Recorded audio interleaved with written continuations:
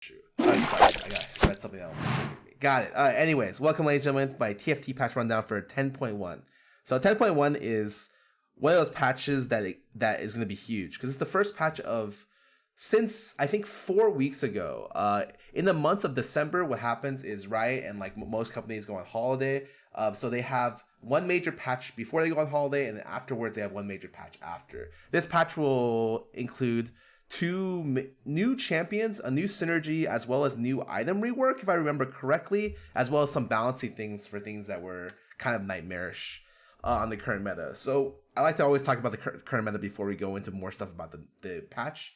Current meta is dominated by extremely powerful 5-cost units. Nami, Singed, and then the 2 Wardens, Tarek, Amumu, are incredibly powerful. And the best comp probably actually consists of all of those 4 units.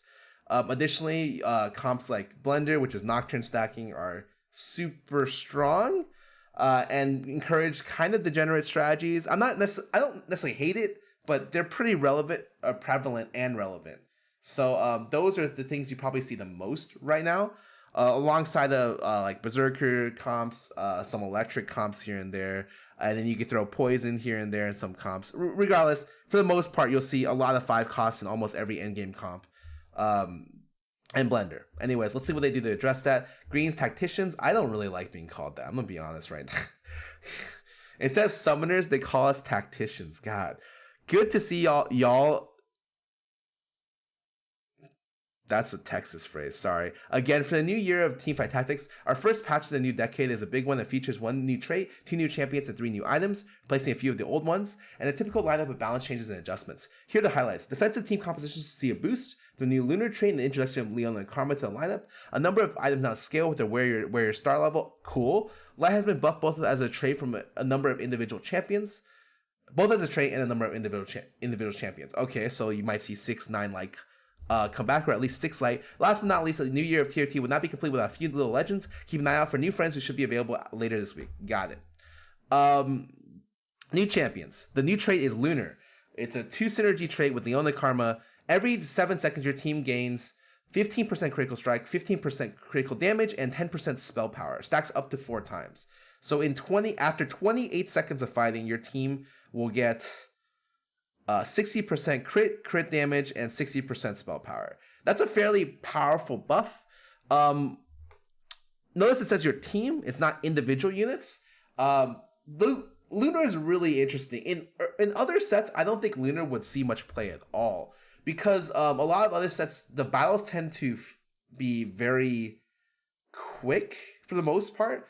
Or the last set, except for when it came down to like Dragon Mirrors, the set was much faster on average. When you're playing Gunslingers or you're playing like Assassins, like the fights are over in 10 seconds flat. Right now, currently on this set, there's a lot of really tanky stuff and a lot of healing things. Even if you have Morellas, the fights generally are more, or I would say take more time or much longer on the set. So this trait is very interesting to be released on this set. Leona, 1-cost Warden, health 650. I think the stats are okay, whatever. I just want to see what she does. She starts with 50 of 100 mana and reduces all damage done to her by 40, 90, 140 for 5 seconds. So it's flat damage reduction, really good against consistently small amounts of damage. She reminds me of maybe a different style of Braum, a different version of Braum. Good against stuff like Rangers who do a lot of consistent damage. Maybe good against stuff like it's all damage. I'm not sure if it reduces Morello ticks or it definitely reduces Singe poison ticks. That's really interesting. For the most part, I think at some point they have to add 9 Wardens into the game, right? They're introducing. I think this is the 8th Warden that's in the game right now. And I always like having like the really high tier fantasies for the game. So stuff like 6 Shadow, 9 Light, things that 9 Inferno, things I'm almost never gonna hit. But with this, I would be kind of interested in seeing a 9 Warden composition. Please add it. Oh, this is the 9th. Oh shit. Wow. Okay, so I was wrong. We're actually all the way to 9 Wardens. That's cool. I actually would kind of want to see a 9 Warden synergy if possible. I don't know if they ended up adding this. The third tier 3 unit is Mystic. It has not much armor, whatever attack speed. Mana is pretty much auto casts. Will cast on an ocean hex instantly. At the start of the combat, Karma tethers to their closest ally, shields the tethered ally for 5 seconds, absorbing the next X damage. While the shield holds, the ally receives bonus attack speed. Wow. Okay. That's a lot. First of all, that's a lot of attack speed. A shitload, right? Multiple bows worth of attack speed. Additionally, this is a very interesting mechanic, which is at the start of combat, it tethers to a closest ally. So putting Karma next to your like ranged Ash carry with 3 items, or ranged Kindred carry with 3 items, sounds like it'd be really good. You're putting Karma next to a Nocturne with 3 items, sounds good as well. I kind of like this mechanic a lot. It makes positioning matter a little bit more for you.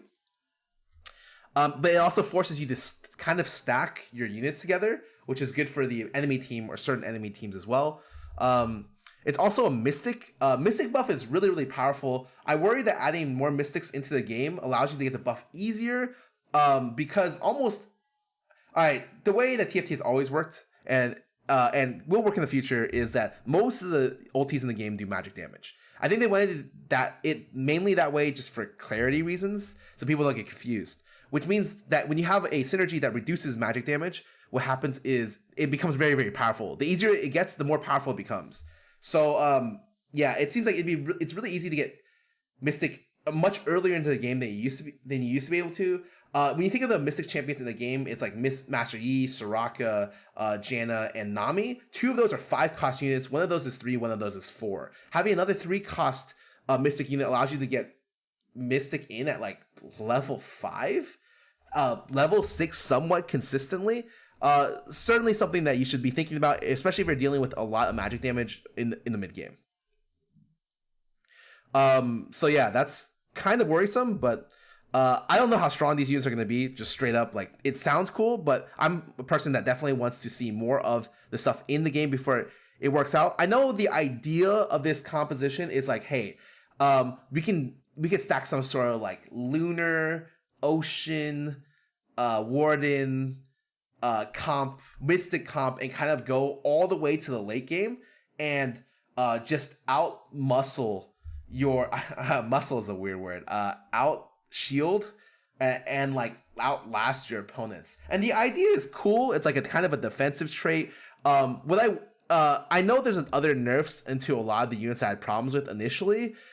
Certainly at the very like right now, it'd be going to end game. It'd be really interesting because definitely this is one of the most powerful things in the end game on the current meta, because you're able to get you're able to get Mystic in really easily with Warden buff, and Mystic Wardens are one of the best, like, I guess, end game compositions at the moment, and being able to pair it up with 2 Ocean plus 4 Wardens, 2 Oceans with Nami, and getting like 2 Mystics as well as 4 Wardens with 3 5 cost units makes the comp incredibly powerful as is. I'm curious what they're going to do to adjust the individual units though. Anyways, let's keep going. The new little legends. There's a Flutterbug, a Craggle, and a Talker. Isn't that a pro player name? Okay, full disclosure. Riot does not pay me. So I'm very comfortable when I say I did not really like the Ostia line of little legends. So the pop star version, I thought that was like the weakest TFT little legend line. I didn't think that they were great. I like played them once over the course of like 2 days, and I was like, these aren't great. And I stopped them altogether. These, however, look just a lot better. And especially like the what is this? The owl? It looks kind of cute. I like it.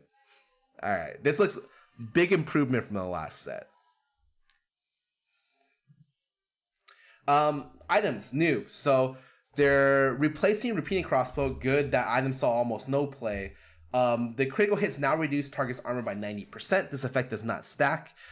This is definitely something that you want to be putting on. It's an assassin specific item. Although remember, every unit in the game has a 25% crit chance. So if you do auto enough, maybe it's also pretty decent on rangers. Right now, when I'm playing rangers, a lot of times I end up struggling into 4 warden comps with Thornmail. there's not really much you can do to beat that, but this is kind of an option there as well. But this definitely looks like very much like a assassin oriented item / maybe ranger oriented item. Anyways, moving on from that, Titan's Resolve replaces PD. So okay, there's no more crit immunity. When the wearer is hit or inflicts a critical strike, they gain a 2% stacking bonus, damage bonus is hit. Wow. At 50 stacks, the wearer gains 25 armor and MR, increases in size, resets every round.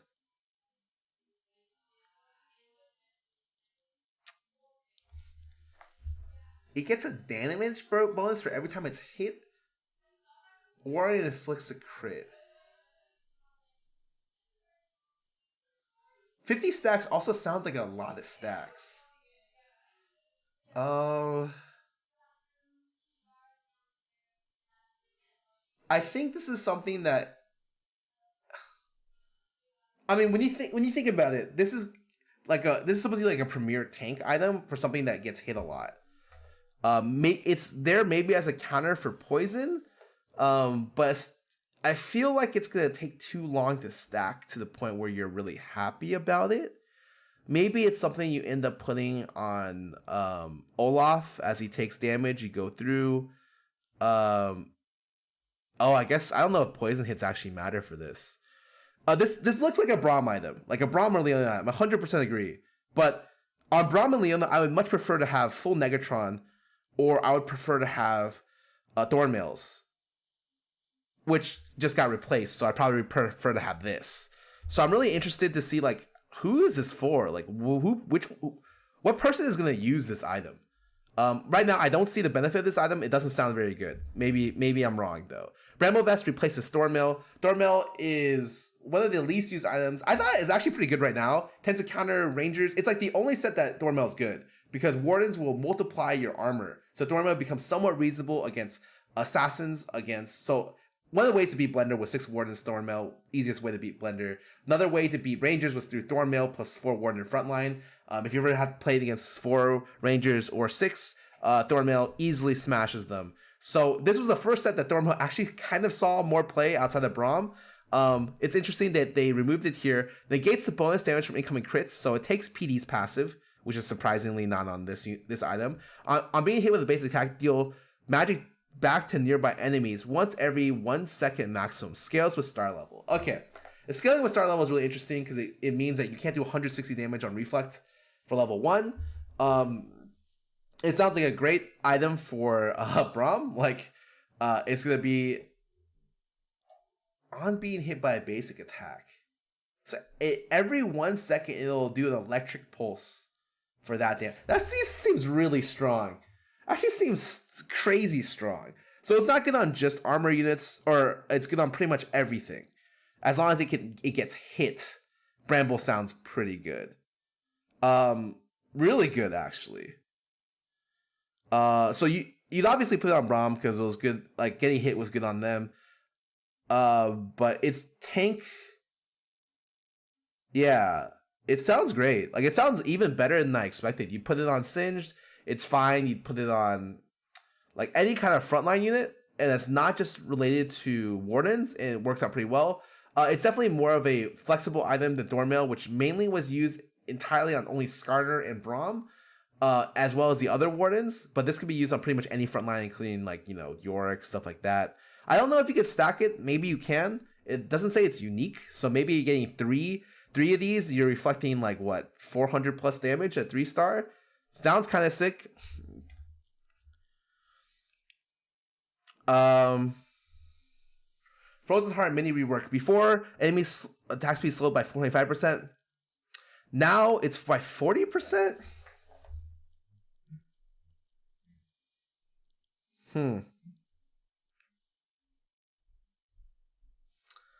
Seems too strong. Really, Singe is already a really problematic champion. Really good on stuff like Kha'Zix as well. I guess stuff that goes through your composition, there's not as much as there was before. 40% is incredibly powerful. Like, Frozen Heart originally got nerfed because Pyke was abusing the hell out of this item. And now it's getting buffed to a point where, Like the duration got nerfed to 1 second, and now it's being buffed percentage-wise to 40%. That's almost 100% buff on this item. Really worried for how strong this item seems like it's gonna be. Especially on stuff that can dive the backline. Riot said the debuff only lasts 0.5 seconds. They changed the duration. Why is that not the third line in this? Because that matters a lot. Reducing the duration by 50% is incredibly big nerf. I like the idea that Frozen Heart is there for people who are able to stick on units, and the fact that it only lasts 0.5 seconds means that if they run away, if the unit runs away, then it's not that relevant, right? They don't get the debuff for too long. It still seems incredibly powerful. Maybe I'm overrating Frozen Heart though. Maybe it's just not going to be as strong as I think. But I definitely want to see how it works out. I'd also like, in my mind, Frozen Heart is great on units that can get to the back line. And if I were to run a very defensive Zed setup, for instance, and I decide that I wanted a Zed with a Frozen Heart on the back line, your backline units don't get to move. And don't really get to generate mana outside of Ocean Ticks. So, especially with 2 Frozen Hearts, the stacking doesn't increase the effect, but yeah, it increases the radius.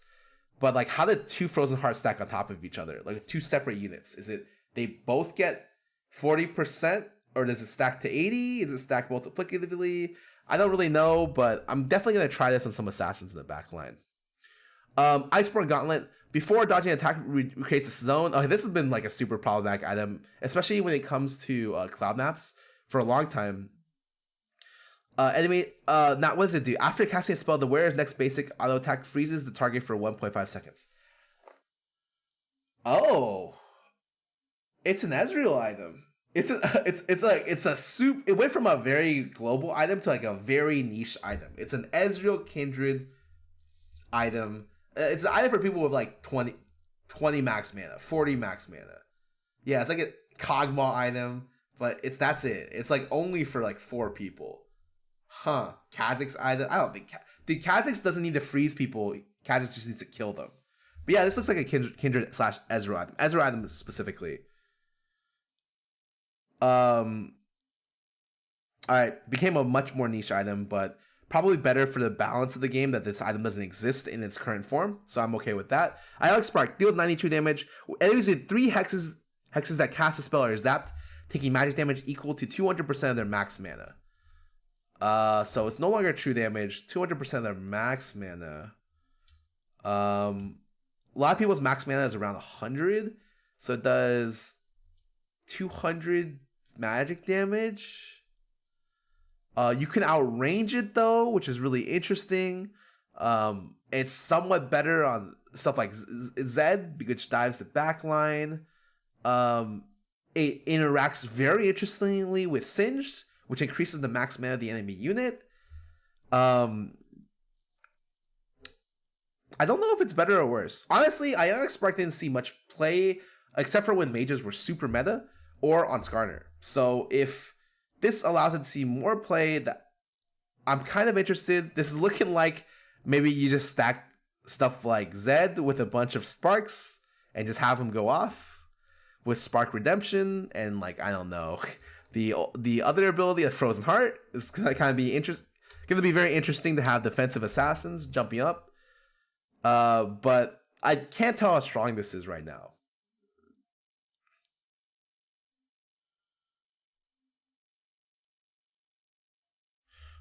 Quicksilver mini rework. Oh, this is probably the most looked forward mini rework I've seen. Being able to block spell, like being immune to CC, just straight immune, is a really, really big thing. If you saw my last game, I played Ashe. Some games, Ashe just got CC'd the entire time. Having a high uptime is a lot of times worth the DPS loss of a third item. And so being able to essentially have Olaf ulti on any of your units like Nocturne, like Ashe, really, really, really, really nice. And I think something that will be seeing quite a lot of play, or quite an okay, decent amount of play. Locket of the Honest Solari is super used right now. It's one of the best defensive items in the game on any composition. Very core on Berserkers, but just in general, good on pretty much everything. Right now, it's shield allies within 2 hexes for 250, 275, 300. They nerfed it by a little bit, and especially not that good on one cost units. I'm surprised they didn't nerf this by more. I'd say 200, 250, 300 seems a lot more fair because it doesn't seem like you lose even that much. Locket's still going to be very good. Didn't get nerfed nearly as much for it to matter at all. Luden's Echo new scaling. This is probably one of the least used items in the game, especially with mages being a little bit less popular. It's really only useful in like Kog'Maw and mages. Kog'Maw, Kindred, Ezreal. Really just Kog'Maw only uses Luden Echo. So what do? It does 160, 120, 160, 200. It gets better at 2-star. It gets really good at 3-star. Actually, this is definitely funny. I would love to see a double Luden's build with Kog'Maw 3, because doing 200 magic damage on every explosion and having 2 of these stacked to 400 magic damage, Kog'Maw 3 would probably slap people because Predator ends up killing people with it. That's the only thing I really think of. Aside from that, I still would barely use this item. I don't think it's very good. I think you generally, on a lot of the units that when they use Ludens was low mana units, Seraphs just ends up being more value, more bang for your buck. Static Shiv, instead of doing 100 to 3, it does 80 to 3, 4, and 5. Oh, wow. So it does 80 more damage essentially to the board with more star level. That's quite a nice one. It's only worse at 1 star, but it's great for everything else. I think Shiv right now is already pretty good. It's there to be a mid-game scaling item, and then its scaling into the late game is through star level, kind of. I think it's fine as it is now, and it'll still be good next patch. It's definitely more geared toward being a ranger item, but I think it's okay to have kind of niche items like that. Hush proc chance got lowered to 20%. Probably one of the most frustrating items in the game to play against. I don't really blame them for nerfing Hush by a little bit. No big deal. Bread Buff and Morello's got a little bit of a nerf over time. Given how prevalent Morello's is, I don't really blame them. I think it should do less damage for the buff that it brings. Having Morello Singe be my top DPS at 1 star seems kind of stupid. No offense. Or like Nami 1 with Morello's being able to get the buff on everyone and being my top damage, still kind of silly. So I don't mind it doing less damage over time. Traits Druid buff regen increased by 5. Okay, that's kind of irrelevant. Light buff got buffed by 10% and then 20% at 6 and 9. Somewhat relevant, pretty good. Ocean mana regen got nerfed at 2. And everything else stays consistent. This matters quite a decent amount because in late game, the way you were playing Ocean was you would never go for 4. You would drop down to 2 Ocean, running 1 Ocean, running a Nihilist plus Nami, and then running Mystic through Nami. And that would make like your late game ultra comp. So nerfing the 2 bonus by 50% kind of does matter a little bit.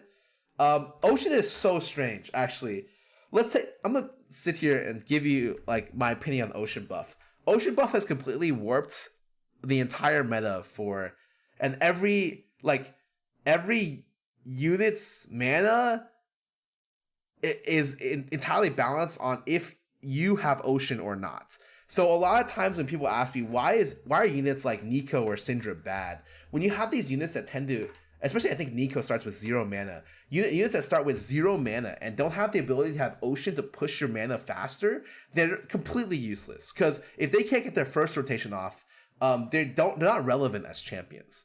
And so I think Ocean has kind of warped this set a lot. And for a lot of what makes like relevant or not relevant champions are just how much starting mana do they have, so they're good with or without Ocean buff. It feels kind of bad to talk about, and it's not going to be relevant in 2 months when this set rotates. I don't know if they're keeping Ocean. I don't think they are, because they tend to like recycle almost every synergy, or not recycle, replace. But it's something to think about. Is that I think Ocean has warped kind of a lot of the importance of units mana, in especially their starting mana for the entire set. It wasn't that apparent to me until recently when I just realized how important I guess mana is, especially starting mana. Alright, enough of that. Shadow got buffed by a little bit. They're a little bit weak, I don't mind. This probably is completely irrelevant. I don't think anyone's going 6 Shadow outside Shadow Lux, and people who get Shadow Lux with 3 Shadow are still doing the exact same thing. Champion balance. Vayne got increased. Oh, cool. Vayne got buffed. They're light unit buffs, right? Vayne got buffed. Warwick is probably one of the worst units in the game, but he ended up getting a slight buff for his ulti, and his ability damage got increased by a little bit. Cool. Probably won't be relevant. The Vayne buff is actually kind of interesting. Vayne's one of the only champions where at 3-star, she becomes an actual relevant carry throughout the entire game. Because being able to do true max damage is really, really, really strong. Good user of Rageblade, good user of Hurricane. Very, very interesting unit for sure. So having buffs to her kind of very interesting. Anyways, Jax ended up getting buffed. Malzahar ended up getting buffed. Jax got buffed by these. They're buffing all light units. They already said that. Remember we were talking about Nico's mana and why it makes her not good? They ended up buffing Nico a lot. They removed 20 mana total. She has 0 starting mana, but now she only needs 60 mana to be able to pop off. That's really good for her. Like, she's gonna be an all-star unit in the Woodland trio. Like, right now, a lot of times people aren't replacing the Ivern for Nico because honestly, Ivern is a lot more relevant than Nico sometimes, and waiting to get to hit 3 Nikos isn't worth it. Nowadays, you might see Nico actually starting to see a lot more play because this is a pretty decent buff for her. Senna ability damage goes up by a little bit. That's cool. She's still not okay in certain compositions, but honestly, just in general, Lucian, Senna, and 6 light comps kind of fell off the face of the earth because they're so situational. I'm hoping that some of these buffs bring them back. Scarra ends up getting more attack speed than a shield. I'll be honest, I didn't even know he had attack speed in the first place. The main reason why he took Scarra was because the shield was so big, you're able to stack Doormail on him. I don't think that really changes. Syndra's starting mana. Oh wow, Syndra's starting total mana actually goes down too. It's kind of what makes her this is what I'm talking about with the Ocean. The fact that if you have no starting mana and you have high base total mana, you cannot scale. So a lot of times the value of Vlad, I've actually heard people who, when they do strategies where they try to rush level 8, they tell me not to finish Syndra 2 and not to finish Malphite 2 because it's not worth it to hold that gold because the unit itself sucks that bad. And similar to Nico, I think Syndra's going to see more play now, a lot more play, because this is actually a pretty significant buff. So I'm very happy to see buffs like this, but I do want you to notice that a lot of these buffs, Syndra's even an Ocean unit and had to use these buffs. Ocean makes things like these way more apparent, because yeah, if you have these and you get someone who with similar mana and doesn't have Ocean, you'll see the difference very, very quickly. Varus actually ended up getting buffed at 3-star. I don't think anything needed to change with Varus. I'm going to be completely honest with you guys. Varus is an all-star unit. Right now, every time I put Varus in a composition, I'm always wowed by how good he is. Especially in the mid-game, you put 3 Infernal with Varus on the board. He's an incredible unit. He might actually be the best 2-star unit in the game right now. So I don't think Varus necessarily needs any change. I don't think many people were 3-star Varus. I think it's kind of cool that 3-star Varus has more value, but Varus is an all-star unit at the moment. Don't think he needs any changes. Aatrox ended up getting buffed by 100. Ability power goes up. Alright, the biggest problem with Aatrox is not so much that he needs ability damage. Because I think he is okay, there's gonna be a point where Aatrox does so much damage that you just have to run him. And they're trying to figure out what that point is because they keep buffing his ulti damage. The problem is his mana, first of all, and the way that Blade Masters generate mana is that they just attack more. Every additional Blade Master proc gives them an additional attack for more mana. When you're going Blade Masters, very rarely do you go Death Cap or you go AP or mana items. So when you're going Blades and you want to make a Blade Master composition, Aatrox very rarely sees play because he's not.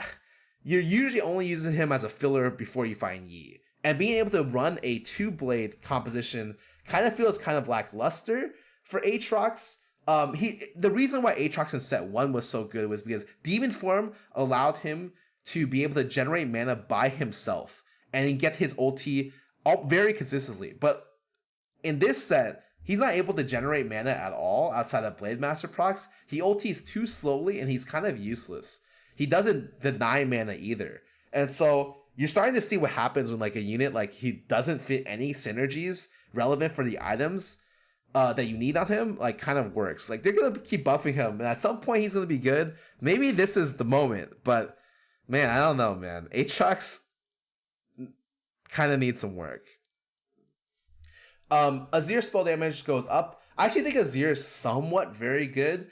I don't personally stack him much, but I see a lot of potential in what you can do with him. He's very item reliant, but that's not necessarily a bad thing. Like once you get like the Shojin Rage Blade on him, he becomes, or the BM spot, he becomes quite strong. And he's definitely something that I feel like if Blender ends up getting killed, which Blender right here, as we're going downward, gets Nocturne got attack speed nerf, AD nerf as well, so he doesn't crit as much.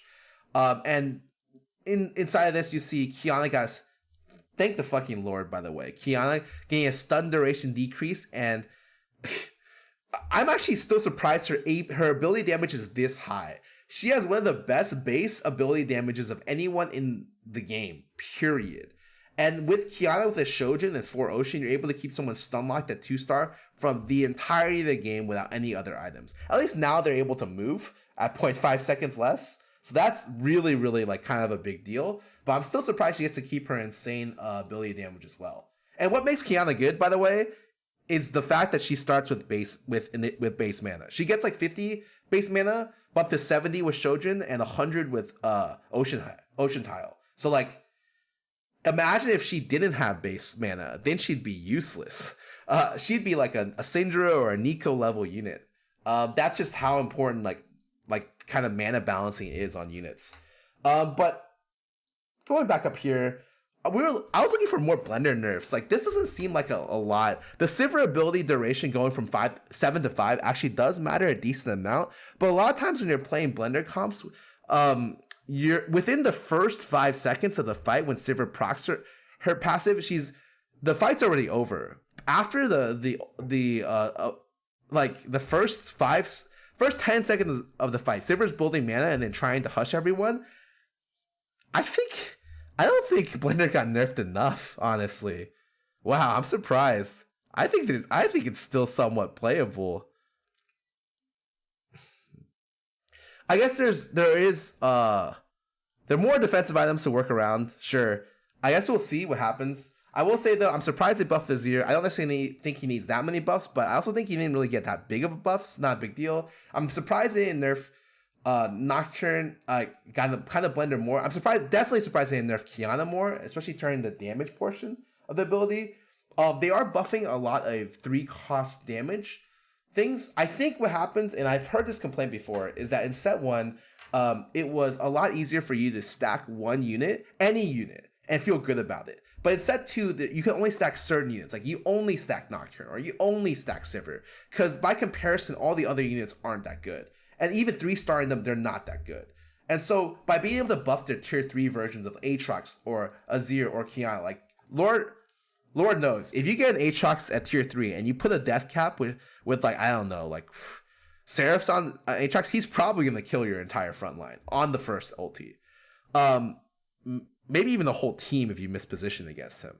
So I think that's cool. I actually think it's great that you could stack another unit in this tier that does something like that. So I think them buffing the 3-star things is cool because it allows people to chase kind of 3-star carry units, especially like when for Qiyana here. Like even though I wanted to see the ability damage nerf, like me being able to chase a 3-star Qiyana just to be able to have her be the carrier in my comp is definitely cool as well, as opposed to always forcing levels and getting the 5-cost.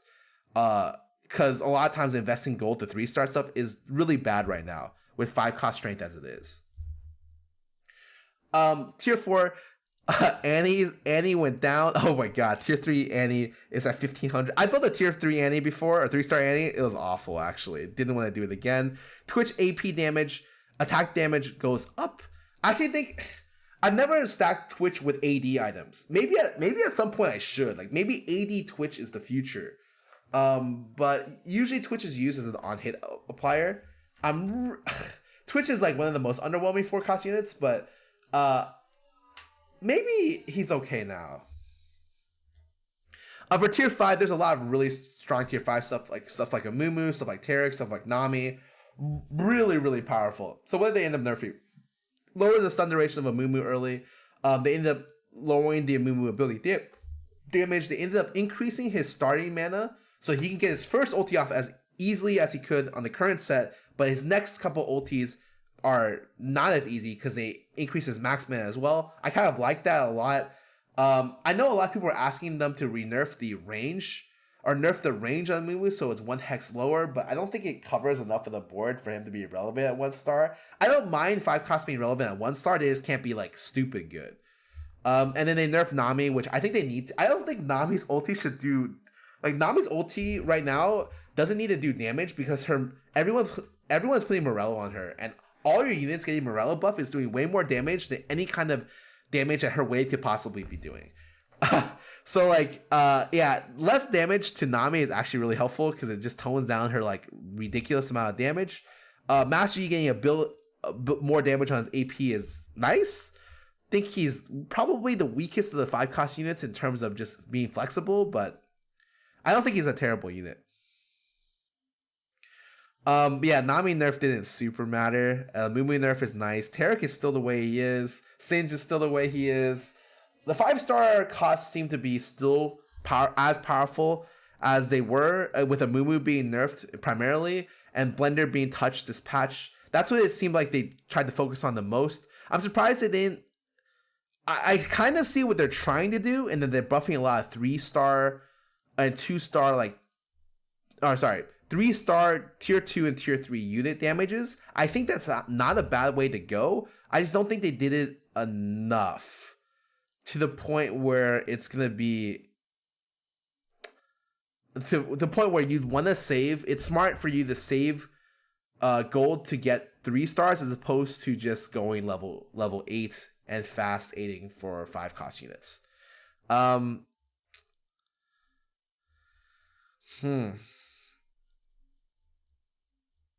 This definitely does change kind of how the game plays. And I'm kind of interested to see especially how the Lunar units end up fitting in. However, I'm surprised there weren't more buffs outside the light units. The Nico Syndra buffs were really nice and probably expected. The Jax buff, Aatrox buff. I guess there were a lot of small buffs across the board. I don't think Blender's out of the picture. I think the first thing I'm going to do tomorrow is actually going to suicide and try to blend and see if it works out. It probably, to be honest, still will. And I guess we'll see what happens from there. I just want a patch that's able to change stuff. It makes it so that I think the biggest problems in the game were somewhat Blender and somewhat 5 costs being too strong. I don't necessarily know that they did a good job of being able to fix the second problem. Because they didn't really nerf any 5 costs aside from a Mumu. Then again, just nerfing 1 5 cost and like a little bit of Nami is quite, I guess is nerfing like 1/8 of the available 5 cost pool. So that's not too bad. Anyways, this will be interesting. Okay.